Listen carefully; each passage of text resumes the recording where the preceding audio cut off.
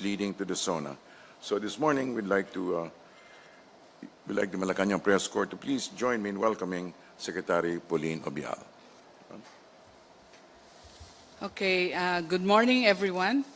First of all, I would like to read the press release on DOH position and update on Marawi City.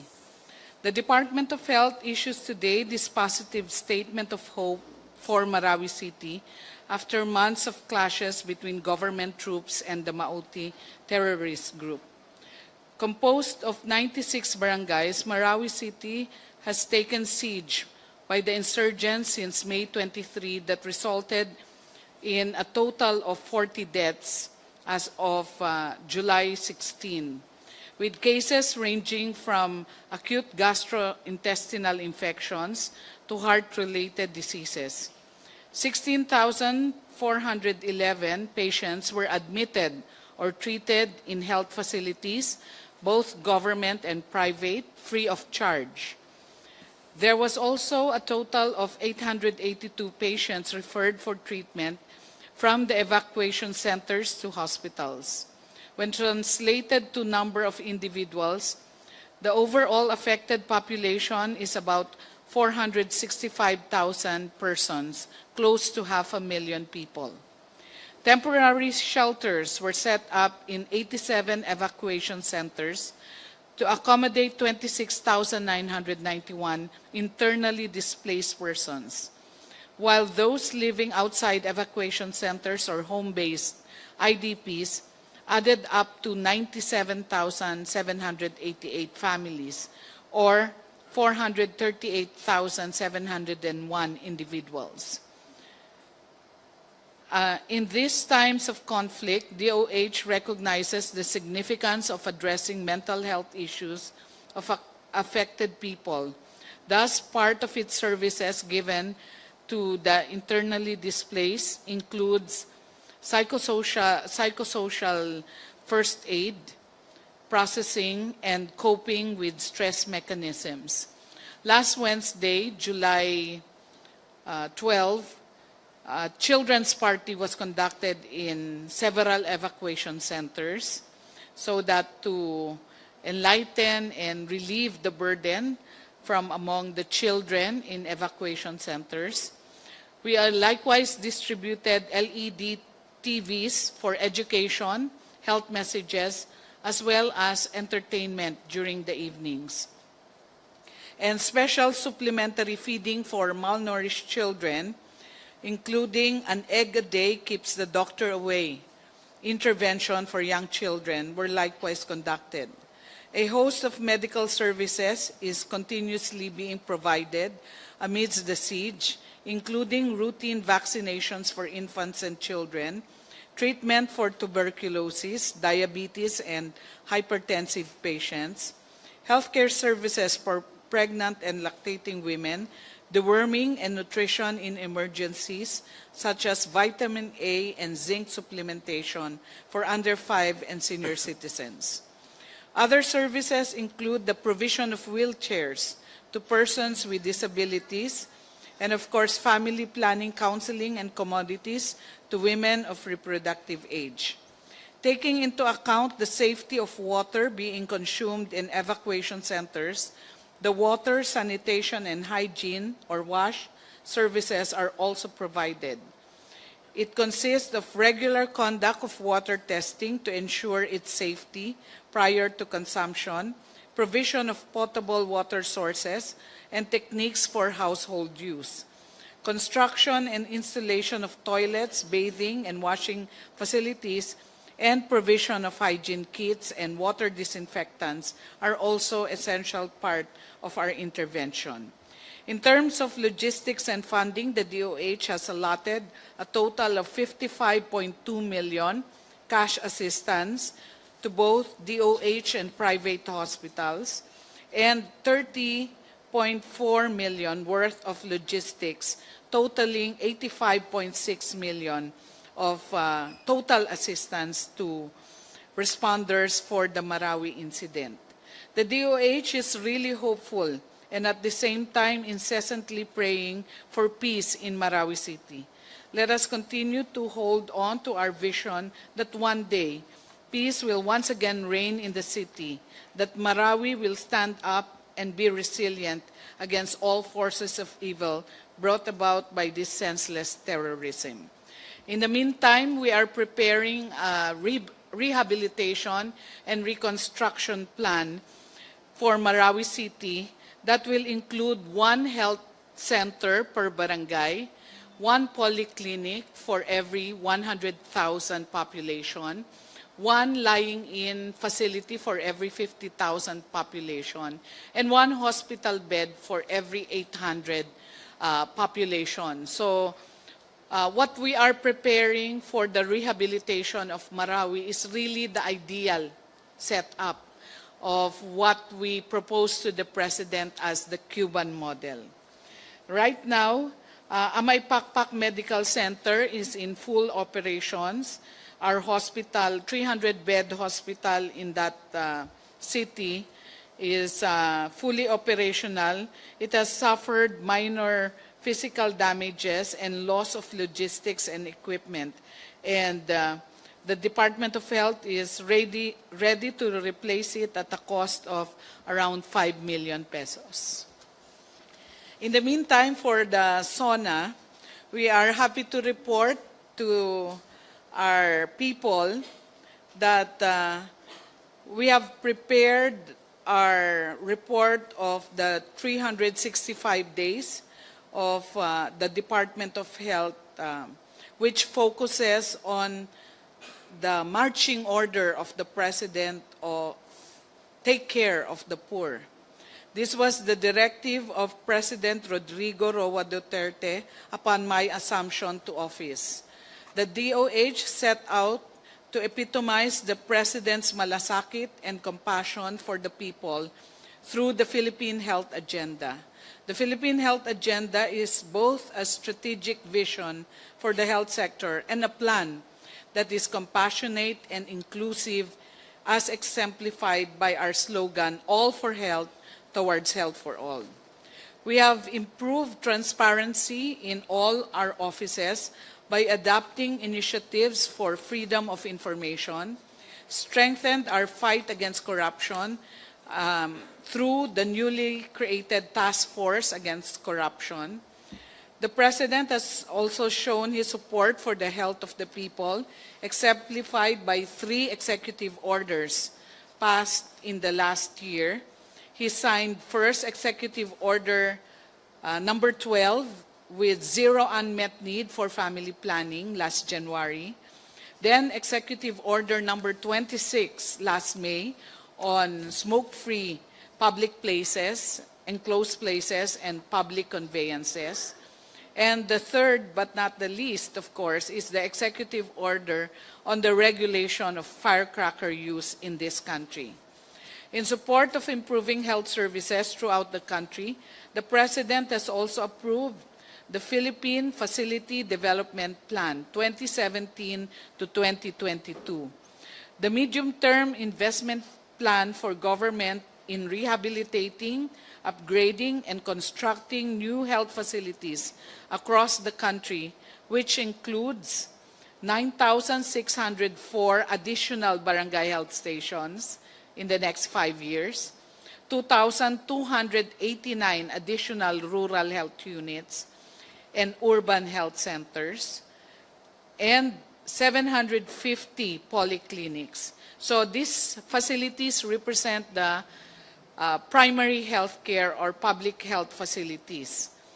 And additional, in terms of hospital or personal care, 42,856 additional general hospital beds, and the creation of 2 mega hospitals, which are our concept of a PGH-like hospital that will be located in Visayas and Mindanao to provide almost all types of specialty services and serve as the ultimate referral center for major island groups outside Metro Manila. To ensure that all Filipinos, especially the poor, marginalized and geographically isolated disadvantaged areas have access to essential health services, we have rolled out the Check Up campaign. The campaign ensures that every Filipino is seen by a health professional and is provided information on health and available essential health services to protect him or her from the triple burden of diseases. Since July 2016, around 19 million poor Filipinos were seen by a health professional in this campaign. And last June, we have rolled out the surgical caravan, wherein of the 19 million, 15,300 individuals needed surgical intervention. So that is now being done so that before August, we can address all the surgical needs of the 19 million Filipinos that were checked up in the past year. Despite the risk involved, the DOH deployed a total of 289 doctors, 14,486 nurses, and these nurses are now serving in conflict-affected areas of Marawi as well as the earthquake-devastated area of Ormoc and Kananga. And it is through the heroism of these individuals as exemplified by our dear doctors to the barrios, Dr. Dreyfus Perlas, who died in March this year, heroic death, serving the people of Lanao del Norte, that Filipinos in far-flung areas have access to care. We have worked with PCSO, PhilHealth, DSWD, to facilitate access to financial assistance of the poor who need health care. By the end of the year, all NHTS and poor patients admitted in government hospitals no longer need to line up at DOH, PCSO, PhilHealth, or DSWD offices to receive medical financial assistance. This will now be processed at the hospital that they are admitted. So these are some of the in capsule snapshots and accomplishments, highlights of the Department of Health under the 365 days of President Rodrigo Roa Duterte. Thank you. Questions? Okay, the floor is now open for questions. Yes, Pat Manguni of TV5. Secretary Ubial, good morning po. Ma'am, you mentioned earlier about a slain doctor from a far-flung area. Meron na naman po sa Cavite recently. Can we get a statement, ma'am? Why do you think this happened and who did this? Thank you. The slaying of the doctor, he was actually murdered point blank by riding in tandem assailants, is still under investigation. So we have not uncovered the reason for such murder of our doctor. But actually, to our count, there are 4 health workers already subjected to senseless killing this year. The first was Dr. Dreyfus Perlas in Lanao del Norte. The second was a doctor in Cotabato City. Attending to patients, was gunshot or subject to gunshot in broad daylight. And the third was another health worker from DOH ARMM and whose throat was slit in front of his pregnant wife in Arakan Valley, North Cotabato. And the fourth one is the Provincial Health Officer of Cavite. So, ma'am, how do you think we can protect these doctors from crimes like these? Yes, we're calling on the police and our security and investigation agencies to fast-track the early resolution of these cases and to bring to justice those who perpetuate these acts, because that's the only way we can actually protect not just the health workers, but our people in general, to make sure that those who perpetuate perpetuate the crime are brought to justice. Any more questions? Tia Renada of Rappler. Microphone, please. Thank you. Hi, ma'am. Ma'am, could we just have the latest update on the number of deaths in evacuation centers as of today? Yes, as of today, we have recorded 40 deaths in Marawi evacuation centers, and 20% are due to complications of acute gastroenteritis, 15% are due to pneumonia, and 12.5% due to sepsis. Now, I'd like to point out that all of these deaths are home-based evacuees. So they did not come from established evacuation centers, but they were internally displaced persons coming from home-based evacuees. And they died, all of them, except for 2, died in health facilities. The 2 patients died in transit, one being transferred from Amay Pakpak Medical Center to another hospital when the hospital was closed in May 24. So that was one of the first few casualties because this patient was being dialyzed. And the other one is also died in transit because the patient was brought home from the hospital, home against medical advice. So, dalawa po yung who did not die in the hospital. So, ma'am, just to clarify, none of these evacuees stayed in evacuation centers? The patients who were brought to the hospital and eventually died in the hospital did not come from the evacuation centers. This, ma'am, I'd like to ask about the smoking ban EO.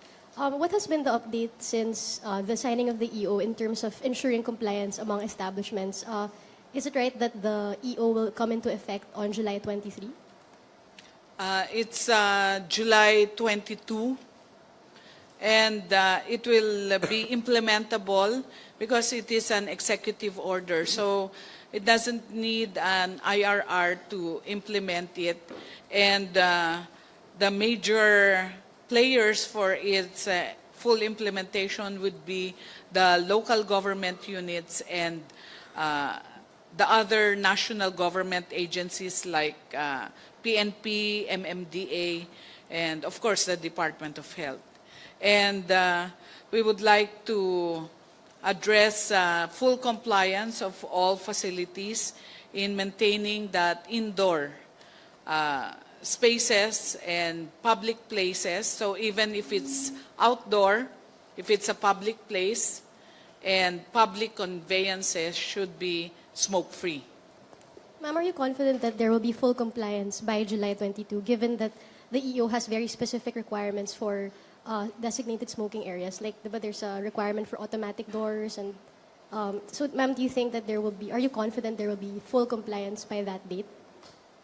Well, the problem is it's very difficult to comply with the executive order, particularly if an establishment will put up an indoor designated smoking area. So we're advising establishments to actually, hopefully, just establish outdoor designated smoking areas because it's easier to comply with that. We're expecting that there might be some non-compliance, but I hope that our people would see the light of complying with the executive order because there will be sanctions. Last question from me. So, ma'am, the sanctions, will there be a grace period, like July 22, some establishments don't comply? What will be the sanctions on that day or in that period of time? for those who don't comply? Well, we will leave that up to jurisprudence if they file cases against the violators, but it will be implemented on July 22. It's effective on July 22. There's no grace period. Okay, next question. Joseph Morong of GMA7. Just to continue on the topic, advice dun sa mga restaurants or maybe mga bar owners who want to establish mga indoor smoking areas. So just to simplify the idea, ano yung meron dapat doon? Well, it's clear in the executive order that it should be like completely sealed from the rest of the indoor spaces. So there should be no leaks, and that there should be an anteroom before one opens to the regular indoor area. So Or buffer? buffer zone. Yes, there will have to be 2 doors that will be in place, and that the ventilation should be separate. And well, in our perspective, that is very difficult to comply with, particularly the completely sealing an area indoor from the rest of the facility, because in our many experiences, and it has been shown in studies abroad, that it is really very difficult to seal off a part of the building or an establishment from tobacco smoke or smoking. Because, well, even the very small spaces, the smoke can go through. So we'll just have to see how the establishments will comply, because if they don't comply, then there will be sanctions. Operational wise, halimbawa may isang tao nag-yosi in a public space, can anyone just maybe sisitahin yung tao na yon and maybe report it to where? The reporting would be to the local government unit, because they will be the ones that will establish the task force to implement the executive order.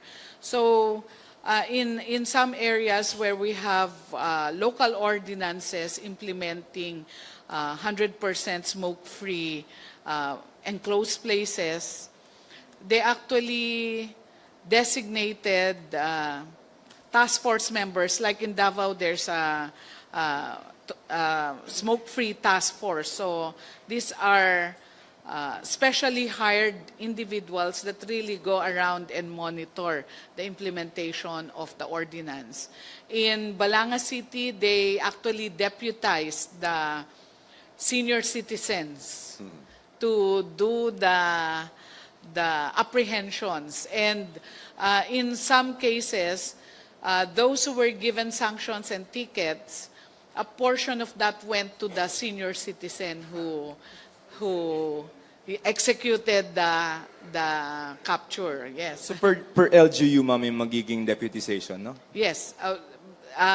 Under the executive order, they are mandated to create a task force, and it will be the task force that will implement the executive order. Just last one. Ma'am, si Presidente parang impatient na siya in procuring the AFP medical supplies, and meron yata siyang advice or Yes. reminder sa inyo. Paano yung magiging status na? Yes, we are, right now we've created a special Bids and Awards Committee to handle the AFP and military, not just AFP, also the PNP, basta military or uniformed health facilities, no? PNP, Navy, military, Marines, whatever. So lahat po yon, we have created a special Bids and Awards Committee, and they are fast-tracking the procurement. Kaya within July, kasi sabi ni Presidente either 60 days or this month. Actually, we've used the Marawi incident to categorize the procurement under emergency procurement. So it can be procured within 60 days. All right, no, thank you. Next question, Rose Novenario of Hataw, to be followed by Ina Andalong and then Henry Uri. Ay, good morning, ma'am. Ma'am, nabanggit niyo po kanina yung marching order po ni Presidente sa inyo, yung Cuban model po ng healthcare. So, ibig sabihin po nito ay libreng serbisyong pangkalusugan. So, paano po yung pinasok ng nakaraang administrasyon na 20 ospital isa sa pribado, isa sa ilalim po sa PPP, paano po yun? Makakansela po ba yung kontrata or ano po yung gagawin? Kasi pag pinasok sila sa PPP, automatic po may bayad na yung doon pagpapagamot, di po ba? Paano po yung gano'n? Kung Cuban model, tapos under PPP yung public hospitals, paano po yung gano'n? Even in the past administration, the PPP concept and contracts were not pursued. So, wala po tayong hospital under PPP. So, yung sa orthopedic po, hindi na po yun. Wala na hindi po. Lahat po yun hindi natuloy. Oho. So, lahat po public talaga. Lahat ng development natin and upgrading ng hospitals is funded through the GAA, national government funding. Okay, thank you po. Ina of CNN Philippines. Good morning, ma'am. Ma'am, ano naman, going back to the EO on the smoking ban, ano naman po yung expectations for LGUs? Although kasi you were saying that it might be a bit more difficult for the private restaurant owners or establishments to comply with the designated smoking areas. For LGUs, do you expect them that on July 22nd, open na yung pocket areas for smoking? And what will happen if they do not have these by the 22nd? The local government units are actually the ones to implement the executive order. So they will be the ones to ensure that all public places have a designated smoking area. So, and also for compliance of public conveyances, that absolutely no smoking in all public conveyances. So sila yung magpapatupad nito. And well, we know that there might be some LGUs that will not comply with this, but we are working doubly hard for the DILG and the LGUs to eventually put this in full force.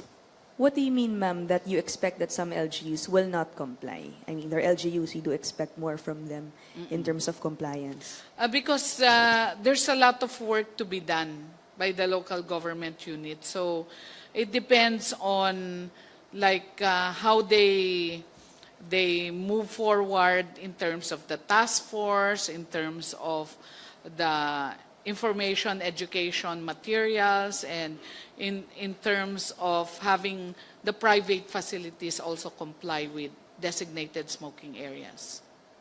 And ma'am, for the small businesses that might want to have indoor designated areas but cannot afford it, I'm just wondering if there is any form of assistance from government if they seek, I don't know, financial help, dahil kulang sila sa pondo. Baka kasing may ganun nag-iisip. We don't have any assistance because we would like, as government, to really ensure that there is no indoor smoking areas. That's why the advocacy is for the establishment to have outdoor designated smoking areas. Kaya mahirap yung indoor. Wag na sila mag-indoor, mag-outdoor na lang sila. And lastly, ma'am, although you mentioned that the IRR won't be needed, are you still going to issue one, and by when can we expect these more specific guidelines? The IRR is now being crafted. Unfortunately, there's a lot of vetting that has to be done with all the key stakeholders, the other government agencies. So it's taking quite some time to issue the IRR. Henry Uri. Secretary, good morning. Malaki ho ang nagagastos ng pamahalaan sa mga pagpapagamot ng mga may karamdaman related sa smoking. Ano ho? I think tuberculosis and yung iba pang mga sakit. Yes, that's true. Hindi ho ba na pag-uusapan sa inyo sa pagitan ninyo at ng Pangulong Duterte yung total ban ng sigarilyo, not just smoking, but manufacturing, selling, importing, yung mga ganong bagay ho? Wala. Wala pa po tayong pinag-uusapan na total ban of tobacco in this country because we are known as a tobacco-producing country. So marami pong maapektuhan. The total cost for estimated and calculated cost for all the tobacco-related illnesses in this country is 188 billion a year.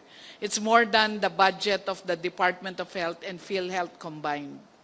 So malaki pong parang kawalan sa Pilipinas nung patuloy na paninigarilyo ng ating mga kababayan. And we're not just talking about the individual effects to the smoker, but also second-hand and third-hand smoke. Pero kung kayo ang tatanungin, payag ba kayo na magkaroon na tayo ng total ban sa sigarilyo? Well, the World Health Organization and most of the health organizations are pushing for a tobacco-free world. Okay. Because there's no useful use of tobacco. Anong parusa ho ulit dun sa mga lalabag sa smoking ban, please? Yes, teka lang, babasahin ko.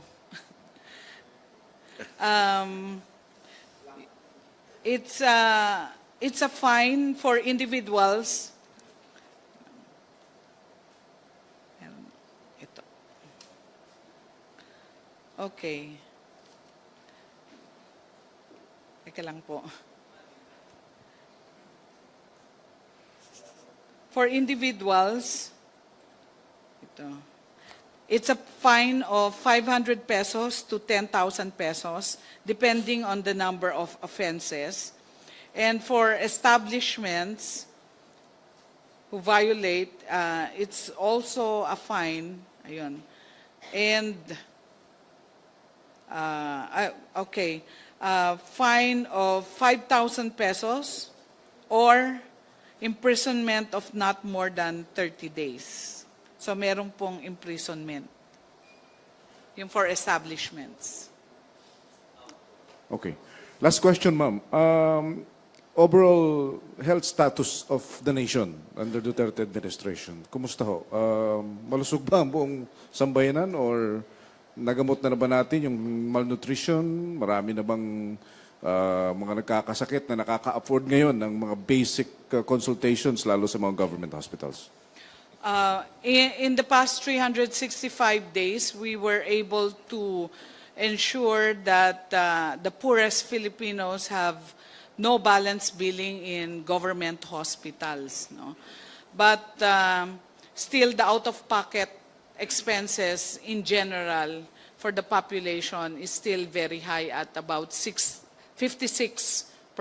So, yun pa rin yung hinahanapan natin ng paraan so that we can bring down out-of-pocket. So, even the not-so-poor and the not poor, gusto natin matulungan in terms of their health expenses. And in terms of the disease occurrence, it is very difficult to bring down diseases in 1 year alone with interventions.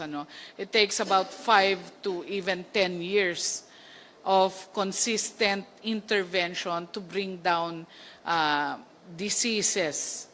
Like, for example, tuberculosis. We're one of the highest tuberculosis prevalence in this part of the country. 322 cases per 100,000 population. In other countries, it's about 22 or 27. Sa atin, 322. And we can only bring that down if we consistently and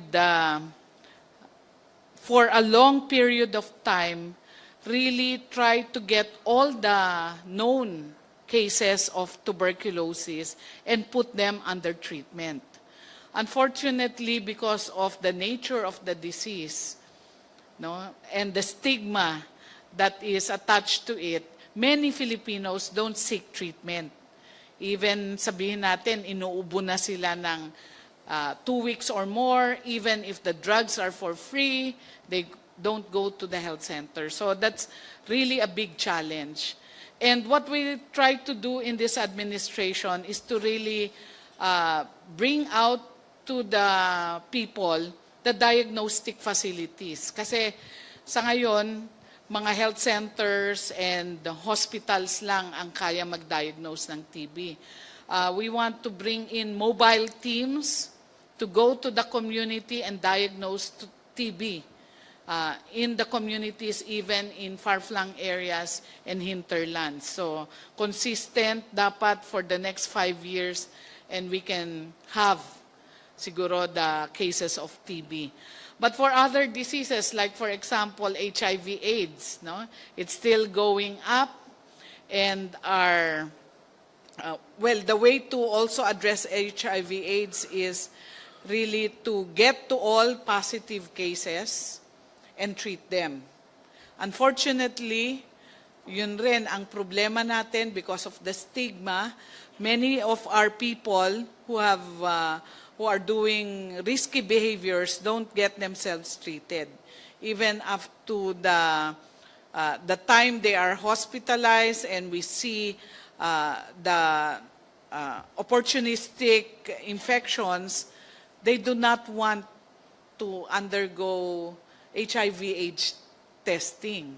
No? In denial pa sila. So there's really a lot of challenges. But we hope with consistent and effective allocation of resources, we can bring these diseases down. Particularly sa ating vaccination campaigns, I think we have the full support. We have all the vaccines we need. Hopefully, the 15 immunizable diseases that we have will be brought down in the next year or so. Yung measles, rubella, mumps, these are already eradicated in other countries because of high vaccination rates. We can bring it down. And we have eradicated polio.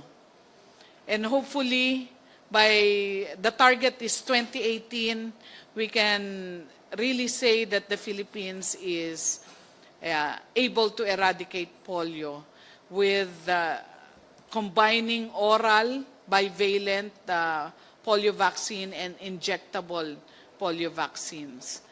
So marami po tayong challenges, but hopefully with the full support of the President and this administration, we can have all the resources so that we can address the major causes of illnesses in this country. Okay, just last question from Rose Cause.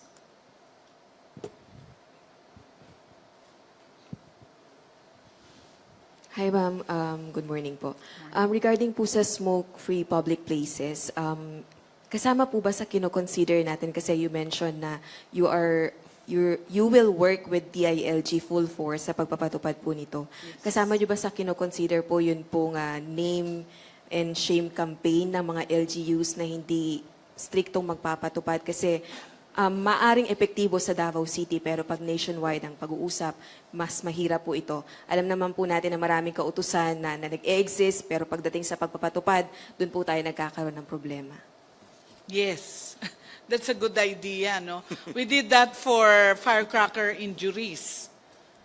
And we brought down the firecracker injuries by 30% this year. So hopefully, and we have not brought it down in the last 10 years. We named the LGUs who were among the top or highest injuries in the country, and it brought down the firecracker injuries. And we are ready to explore that idea of really naming and shaming some of the LGUs that are not complying, and also rewarding those that have fully implemented the 100% smoke-free environments.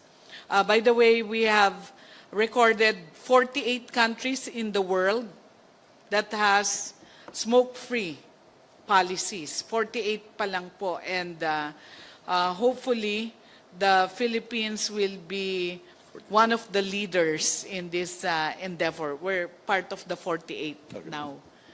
And Australia is actually leading the way. But we hope the Philippines will be among the leaders. We have 189 countries member of the World Health Organization. Okay. Thank you very much, Secretary Ubial. All right. For the daily Marawi update, Brigadier General Resti Padilla will not be able to join us today or for the rest of the week. However, we do have just certain summaries that we can state.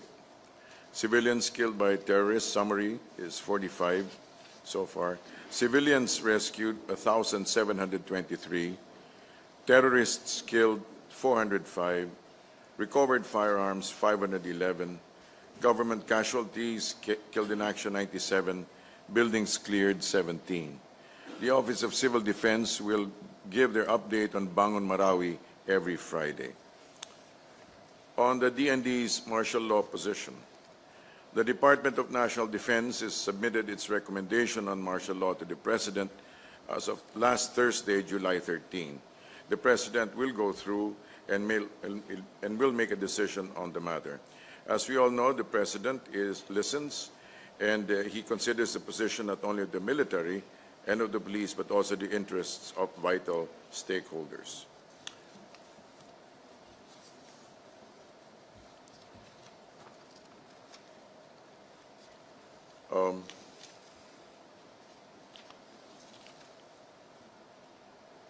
We're open to a few questions. All right. Okay. Okay, Joseph Morong. Sir, just the last point po. Sa martial law, sir. Yes. When do we expect the President to announce his decision?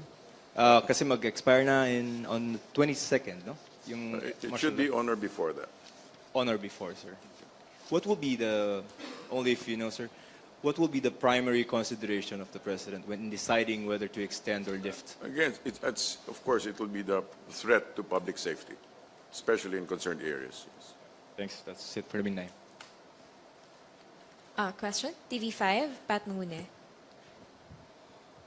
Sir, I believe Secretary Lorenzana has recommendations on martial law. Can we get a few details on this, sir?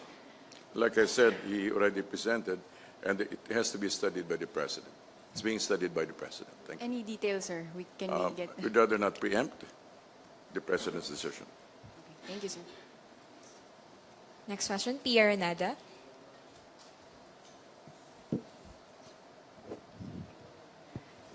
Sir, could we just have the palace reaction to the new Pulse Asia survey on the 82% approval rating of the On President? the what? 82%. Highest approval rating among top government officials. It's pleasant news. Thank you. Could you elaborate, sir? Because, sir, he's the highest out of all the top government officials. Well, of course, at the end of the day, he will not claim it for himself. He will give due credit to his cabinet, and to the participation of all agencies. As he very well knows, it's not just him, although he is out front. But he will credit it also to the participation of the rest of the cabinet and the different agencies. Thank you. Dexter Ganibe, DZMM. Sir, going back doon sa recommendation ng SND, ng Opo. AFP, doon sa martial law. Sir, without preempting kung ano magiging desisyon ng Pangulo, ano po yung in a gist, yung rekomendasyon? Would it be an extension or lifting of the... Let's just wait for the President to make the final announcement. Thank you. Yes, sir. We will be waiting for the President for for his decision. But ano po yung nire-recommenda ng AFP sa kanya? Hindi ko pa alam kung ano yung nirecommend exactly. I cannot comment on that. But again, like I said, it will be hinging on public safety. Safety especially and whether or not the threat can be duly addressed, has already been sufficiently addressed. So binabanggit, sir, na mayroon pang threat doon sa kanilang recommendation? Hindi ko po nabasa. Thank you. Okay, thank you, sir. Any more questions? That's about it. None? All right. Thank you very Yes, much. Mr. Ross. Okay, Ms. Cos, yeah. Sir, natanong po to last week, pero ideya na po kayo kung matutuloy yung meeting ni President Duterte with the senators tomorrow? Tomorrow? Yes. I'm not sure. At tonight? I believe so. I mean, I believe that's part of the agenda. That's part of his appointments. And the agenda will be about? We'll just have to wait on that. It's not published. The agenda was not published. How about po yung pong extension ng martial law and the BBL? The BBL will be submitted to the President this afternoon. And then that's exactly where this. No, it will be submitted this afternoon. So most likely po, ang meeting ng Pangulo with the senators will be about BBL? Yes, I suppose so. It's safe to conclude that it will include that. Okay, thank you po. Okay, Pia Gutierrez, ABS-CBN. Sir, tanangin lang po yung reaction ng Palace on criticisms regarding President Duterte's latest rape joke. You know, I think we need to understand what he really said. Basically, it's not a joke. It's a very serious statement. That's actually saying, kumbaga parang sinabi, believe naman ako kasi gagawin mo, alam mo, ikamamatay mo yan. You know. It's a sarcastic statement. It was not a joke. So the President was taken out of context by the media. Well, let's put it this way. We do need to clarify certain statements. And like I said, he was quite serious about that. Na gagawin mo yan, alam mo yung magiging kararatnan yan. So, you know. Okay, Kathy Valente. Why does he like, why does he like rape jokes? It was not a joke, Mr. Moron. I said it's a very forceful statement. Okay. Kathy Valente Remate. Chris Jose. Sir, malapit na po yung SONA. Yes, Ano pong paghahanda ang ginagawa ng Pangulo from this day hanggang sa Sunday? Alam ko, as far as I know, there will at least be one run-through for him. And basically, it's all making sure that his message is what we all know already what he's done. So it will be basically a summary of what has happened in the past, a clarification of his position, and looking forward. Yung pong sa isusuot niya, sino pong gagawa? Ay, hindi ko po alam kung... Thank you, sir. Thank you. Sorry, Chris Jose of Remate. All right. Pia Renada of Rappler. And then Pat Manguni of TV5. Sir, is the President doing anything different for SONA this time around? Any new thing we're doing for SONA? As far as I know, he's just simply going to be speaking from his heart. Sir, candid? What do you mean? Candid speech? Come again? It's not a prepared speech? Is that what you're saying? There is a prepared speech, but basically it will try to capture what he really intends to say. It intends to capture what he means. Sir, and what is the palace reaction to, because the President's rape remarks have affected some of his policies already. For example, a Bangsamoro member resigned because of a previous rape remark. Sir, does the palace have anything to say about how his rape remarks affect policy, affect his key promises? Does the President plan to change the way he speaks since it already affects some of his major promises? Like we said, people have made comments regarding that matter, but as we have already seen, the President is more than just jokes. The majority of the people, especially the masses, really get him. In fact, in the words of Congressman Lucy Torres, we get him. We really get him. And so I think we should go by that, and we should take guidance from that. That the people actually really do get him. There are those, of course, who tend to zero in on certain details, but as far as the public is concerned, and they're the ones who really approve of him, they they find the president as somebody who understands them, who has their common interests, the common good at heart. And for that, I think that's exactly why, as your question, how come there's such a high approval rating? Simply because of that he gets them and they get him. Okay, Pat? Yes. Hi, sir, could you give us salient features of the BBL, the new BBL this time, sir, compared to the last one? No, I don't have the copy of the BBL. So as soon as we get the BBL report, we will also announce what features are pretty unique to that. But sir, will the Marawi crisis and the martial law in Mindanao affect the passage of this new BBL? No, I think the passing of the BBL will affect the crisis. This is the other way around. I mean, considering the fact that for the MI and the MN are being recognized as being legitimate representatives of the Bangsamoro, and so I'm sure that the fact that their pleas and their desires, their aspirations are being given consideration should affect the actual peace situation in Mindanao. Thank you, sir. Okay. No more questions? All right. I think that concludes our press briefing and Mindanao Hour for today. Thank you very much, Health Secretary Pauline Obial and Presidential Spokesperson Ernesto Abella. Back to the main studio of PTV4. Meeting with the Hungarian ambassador. I'll have to go back. Thank you.